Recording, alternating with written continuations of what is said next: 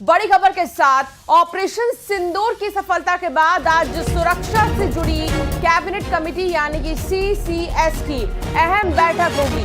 दरअसल प्रधानमंत्री नरेंद्र मोदी की अध्यक्षता में सीसीएस की ये बैठक होनी है और ये बैठक हाल ही में पहलगाम में हुए आतंकी हमले और उसका बदला लेने के लिए लॉन्च किए गए ऑपरेशन सिंदूर के तहत चल रहे सुरक्षा अभियानों की समीक्षा के लिए बुलाई गई है। इसके बाद केंद्रीय मंत्रिमंडल की भी बैठक होगी। पाकिस्तान के साथ सीज फायर की घोषणा के बाद ये मोदी मंत्रिमंडल की पहली बैठक होगी।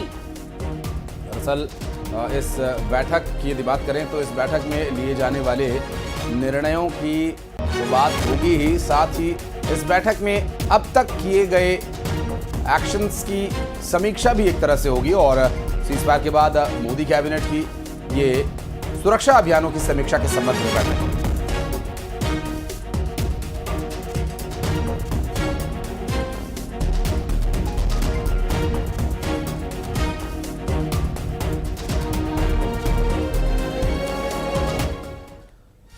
और बड़ी खबर आई भारतीय सेना के ऑपरेशन सिंदूर से जुड़ी, जहां अमेरिका की निजी सैटेलाइट कंपनी मैक्सआर ने पाकिस्तान में तबाह हुए एयरबेसेस और सैन्य ठिकानों की तस्वीरें जारी की हैं। इन तस्वीरों में भारतीय फौज की तरफ से पाकिस्तान में की गई तबाही साफ साफ नजर आई है। मैक्सआर ने जो तस्वीरें जारी की हैं, उनमें भारतीय फौज की तरफ से पाकिस्तान को दिए गए गहरे घाव के निशान साफ साफ दिखाई दिए हैं। दरअसल मैक्सआर ने भारतीय सेना के हमलों से पहले और हमलों के बाद की ये तस्वीरें पूरी दुनिया के सामने रख दी और तस्वीरों में साफ साफ दिखाई दे रहा है कि भारत के हमलों से पाकिस्तानी सेना के ठिकाने और एयरबेस धुआं धुआं हो चुके हैं। और ये तस्वीरें एक निजी सैटेलाइट कंपनी जो कि अमेरिका की कंपनी है मैक्सआर नाम से, इस कंपनी के द्वारा जारी किया गया ये फुटेज।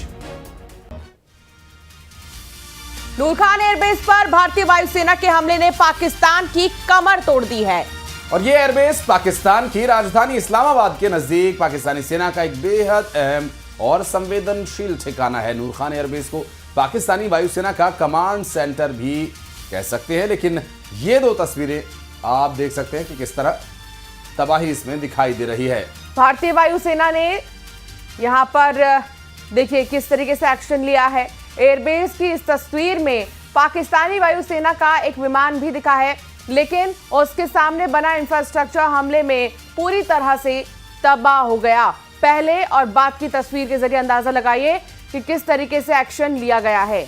और इस पूरी कार्रवाई के दौरान अमेरिकी सैटेलाइट कंपनी मैक्सआर ने सरगोधा एयरबेस की जो तस्वीर जारी की उसमें भी तबाही का मंजर साफ साफ दिखाई दे रहा है।